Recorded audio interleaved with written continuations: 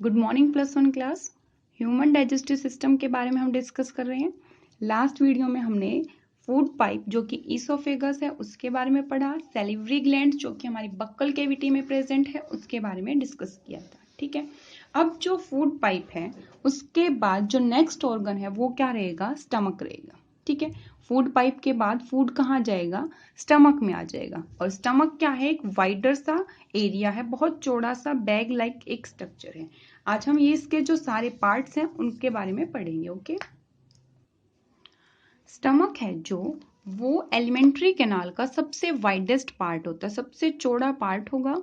और कहाँ पे लोकेटेड है? इसकी लोकेशन क्या है? लेफ्ट रीजन है जो हमारी एब्डोमिनल कैविटी की, वहां पे एक जे शेप का बैग लाइक स्ट्रक्चर है। ठीक है, एब्डोमिनल कैविटी क्या होती है? डायफ्राम के नीचे वाली जो कैविटी है उसको बोलते हैं हम एब्डोमिनल कैविटी। डायफ्राम के ऊपर वाली कैविटी है जो उसको क्या बोला जाता है? थोरेसिक कैविटी, और you can say chest cavity. ठीक है, तो जो स्टमक है वो कहाँ पे है? एब्डोमिनल कैविटी में प्रेजेंट है, बिलो डायफ्राम। ठीक है, स्टमक है जो उसके 4 मेन पार्ट्स रहेंगे: फंडस, कार्डियक, बॉडी और पाइलोरिक। ये 4 पार्ट हैं हमारे जे शेप्ड स्ट्रक्चर जिसको हम स्टमक बोल रहे हैं उसके। सबसे ऊपर वाला पार्ट क्या है? फंडस है। ठीक है, देखिए ये है स्टमक जिसकी शेप इंग्लिश के लेटर जे जैसी दिखाई दे रही है आपको। और ईसोफेगस ने किस में एंट्री ले ली है? स्टमक में एंट्री ले ली है। किसकी हेल्प से? यहाँ पे मैंने कल आपको बताया था एक मस्कुलर स्ट्रक्चर है जिसको हम बोलते हैं स्फिंक्टर। ये स्फिंक्टर के थ्रू ही फूड जो है वो ईसोफेगस से हमारे स्टमक पार्ट में आ जाएगा। ठीक है, स्टमक का जो सबसे ऊपर वाला पोर्शन है इसको क्या बोला जाता है? फंडस। उसके बाद जो पार्ट किसको रिसीव कर रहा है? फूड को रिसीव कर रहा है, मतलब इस स्फिंक्टर के डायरेक्ट कांटेक्ट में है, उसको बोलेंगे कार्डियक। कार्डियक के नीचे वाले पार्ट को, मेन जो पार्ट है उसको बॉडी बोलेंगे। और जो सबसे लास्ट वाला पार्ट है जो कि स्मॉल इंटेस्टाइन के साथ अटैच होगा उसको क्या बोला जाता है? पाइलोरिक। तो ये 4 पार्ट रहेंगे स्टमक के: फंडस, कार्डियक, बॉडी और पाइलोरिक। सो फंडस जो है superior left region of stomach, सबसे ऊपर वाला पार्ट है स्टमक का। ये क्या करेगा? टेम्परेरी स्टोरेज करेगा किसकी? फूड की। नेक्स्ट जो पार्ट रहेगा उसको बोलेंगे हम कार्डियक। कार्डियक क्या है?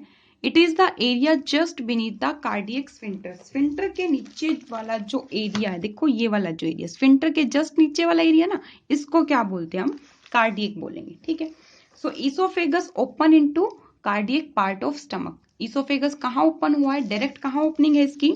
इस कार्डियक पार्ट ऑफ स्टमक में। ठीक है, थर्ड जो पार्ट था, मिडल मेन पार्ट है, उसको क्या बोलते हैं? बॉडी बोलते हैं। लास्ट जो पार्ट है उसको क्या बोला जाएगा? पाइलोरिक, या फिर एंट्रम भी बोल सकते हैं आप।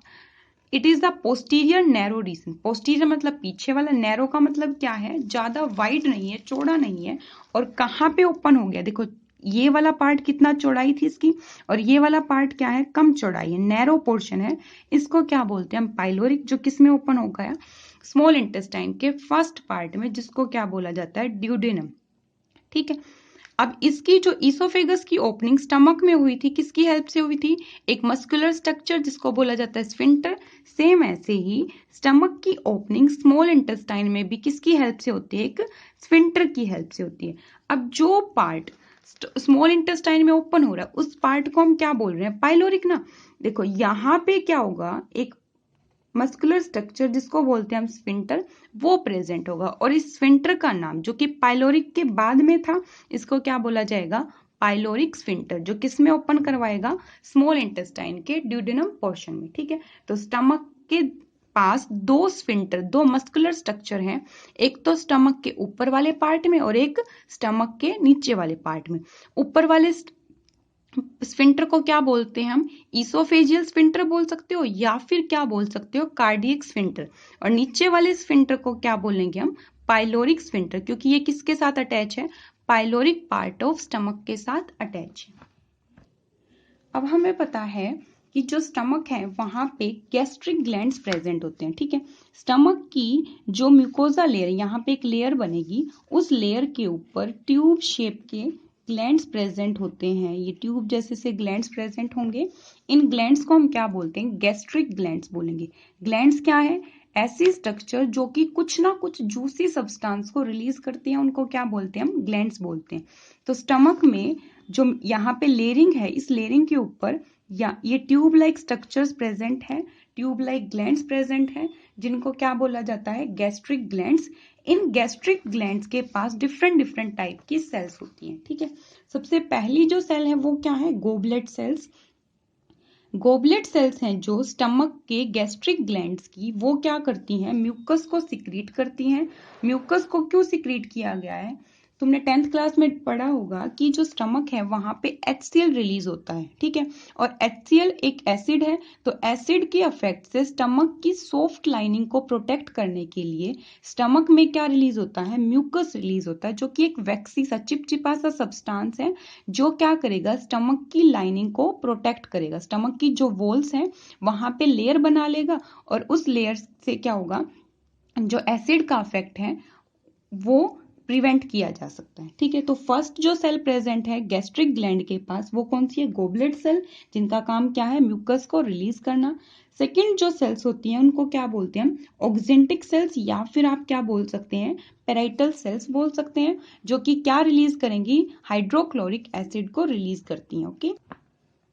सो जो ऑक्जेंटिक सेल्स थी गैस्ट्रिक ग्लैंड की, उन्होंने क्या सिक्रीट किया? HCl सिक्रीट किया, और एक फैक्टर को, एक प्रोटीनियस स्ट्रक्चर को रिलीज किया है, जिसको क्या बोलते हैं? Castle's intrinsic factor. इंट्रिंसिक क्यों बोल रहे हैं? क्योंकि ये इंटरनल पार्ट में रिलीज हुआ है, जिससे क्या होगा? विटामिन B12 जो तुमने खाया है उसके एब्जॉर्प्शन में हेल्प होती है।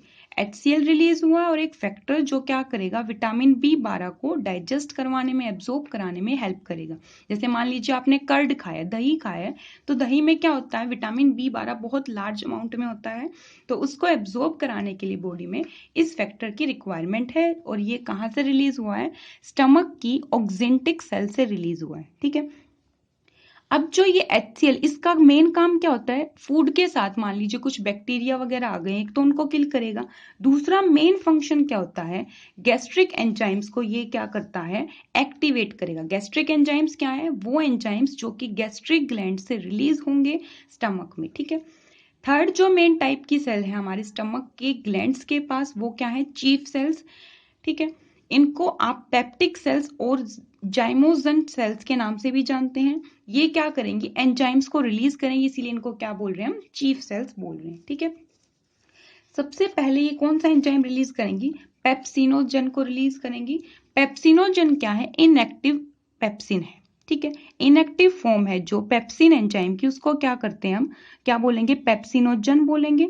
और पेप्सिनोजन का काम क्या होता है? प्रोटीन को डाइजेस्ट करना, ठीक है।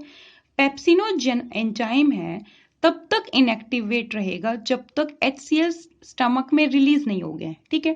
तो HCl जब रिलीज हो जाएगा, ये पेप्सिनोजन था जो ये इनएक्टिव से एक्टिव बन जाएगा। और पेप्सिनोजन क्या थी? इनएक्टिव फॉर्म थी, और सिर्फ पेप्सिन वर्ड लिखा गया है, तो वो क्या होती है? उस एंजाइम की एक्टिव फॉर्म रहेगी, ठीक है। तो पेप्सिनोजन को एक्टिवेट किसने किया है? हाइड्रोक्लोरिक एसिड ने। दूसरा जो एंजाइम स्टमक में रिलीज हो रहा है वो क्या है? प्रोरेनिन, ठीक है। क्या एंजाइम है? प्रोरेनिन। प्रो वर्ड किसी भी एंजाइम के साथ लिखा हुआ है तो उसका मतलब भी क्या होता है? इनएक्टिव। तो प्रोरेनिन भी क्या है? एक इनएक्टिव रेनिन है। रेनिन की स्पेलिंग ध्यान से देख लीजिए, RENNIN है, ठीक है। एक हम RE सिंगल IN पढ़ेंगे, मतलब सिर्फ एक N आएगा यहाँ पे, वो किडनी में रहेगा, ठीक है। जब भी डबल N की बात की जाएगी वो क्या है? स्टमक से रिलीज होने वाला एंजाइम है। तो प्रोरेनिन सेकेंड एंजाइम रिलीज किया है चीफ सेल्स ने, और ये भी क्या है? इनएक्टिव फॉर्म में है। इसको भी कौन एक्टिवेट करेगा? HCl एक्टिवेट करेगा। इस एंजाइम का सबसे इंपॉर्टेंट फंक्शन क्या है? जो मिल्क में प्रोटीन होता है, जिसको आप केसिन प्रोटीन बोलते हो, उस केसिन प्रोटीन को डाइजेस्ट करने के लिए कौन सा एंजाइम रहेगा? रेनिन एंजाइम रहेगा, ठीक है। बाकी बॉडी के प्रोटीन्स है जो उनको डाइजेस्ट करने के लिए पेप्सिन होता है, बट सिर्फ मिल्क के प्रोटीन को डाइजेस्ट करने के लिए कौन सा एंजाइम चाहिए? रेनिन चाहिए। और मिल्क में जो प्रोटीन प्रेजेंट है वो कौन सा प्रोटीन है? केसिन प्रोटीन है, ठीक है। थर्ड जो एंजाइम रिलीज होगा वो क्या है, माइल्ड गैस्ट्रिक लाइपेज। माइल्ड का मतलब क्या है, इतना ये स्ट्रॉन्ग नहीं है, थोड़ा वीक सा है। लाइपेज एंजाइम कभी भी आप पढ़ रहे हैं, वो एंजाइम क्या करते हैं, हमेशा फैट का डाइजेशन करेंगे, ठीक है। तो लाइपेज एंजाइम क्या करेगा, थोड़ा बहुत फैट का डाइजेशन करेगा, बिकॉज ये माइल्ड फॉर्म में रिलीज हुआ हमारे स्टमक में, बहुत स्ट्रॉन्गर फॉर्म में रिलीज नहीं है, ठीक है। तो चीफ सेल्स ने 3 एंजाइम रिलीज किए हैं, पेप्सिनोजन, प्रोरेनिन और माइल्ड गैस्ट्रिक लाइपेज। ये दोनों के दोनों इनएक्टिव फॉर्म में रिलीज हुए, जिनको एक्टिवेट किसने किया है, हाइड्रोक्लोरिक एसिड ने, ठीक है। अब जो गैस्ट्रिक जूस रिलीज होगा गैस्ट्रिक ग्लैंड से, उसकी कंपोजिशन क्या है, कंपोजिशन का मतलब क्या है, उसके क्या क्या पार्ट्स हैं, उसमें क्या क्या सब्सटेंसेस ऐड हुए हैं। सबसे पहले तो क्या है उसमें HCl, जो कि किसने रिलीज किया था, ऑक्जेंटिक सेल्स ने रिलीज किया था। दूसरा क्या है उसके पास, पेप्सिनोजन, प्रोरेनिन, लाइपेज, और ये म्यूकस कैसल्स फैक्टर और एक गैस्ट्रिन, जो कि एक जूसी सा सब्सटेंस है, स्टमक से ही रिलीज होगा। मेन ये सारे सब्सटेंस आप याद करेंगे, mucus Castle's factor, prorenin, pepsinogen, HCl और mild lipase. As you know कि जो गैस्ट्रिक जूस है उसमें HCl प्रेजेंट होता है, इसीलिए गैस्ट्रिक जूस की जो pH होगी वो हाईली एसिडिक होगी, 1.2 से 1.8 इसकी pH रहेगी। वॉल्यूम क्या है, 1 से 2 litre per day gastric juice release किया जा रहा है स्टमक में, ठीक है। सो ये स्टमक का पार्ट था। नेक्स्ट हम डिस्कस करेंगे स्मॉल इंटेस्टाइन के बारे में, ओके।